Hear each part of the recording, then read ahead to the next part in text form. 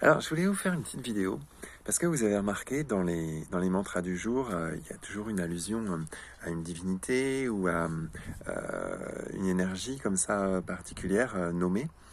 Et j'avais envie de parler un petit peu de ça parce que pour ma part, je considère que euh, l'ensemble des divinités ou des êtres spirituels qui sont honorés sur la Terre font partie de notre héritage et que on peut se connecter à ces énergies-là qui nous parlent de nous et qui peuvent nous permettre de développer des aspects de nous-mêmes, que ce soit des aspects féminins, des aspects masculins, des aspects plus en rapport avec la nature, des aspects féeriques, toutes sortes de jolies choses.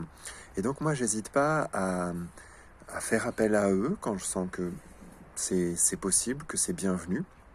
Euh, bon, tout en triant de manière nette et posée, hein, vous l'avez dans le titre d'une des formations que je propose, ça s'appelle Partenariat avec les présences et développement des capacités intuitives.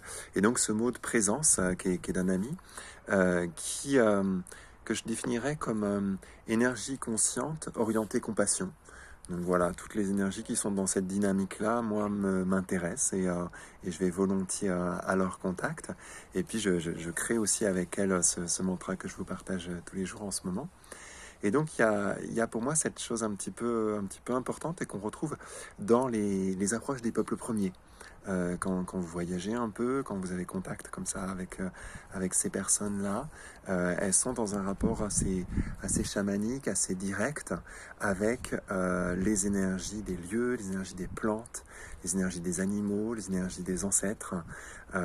Et ça fait partie de leur monde, ça fait partie de leur quotidien. Et c'est un petit peu aussi dans cette idée-là que je vous propose d'y aller. Voilà, à bientôt.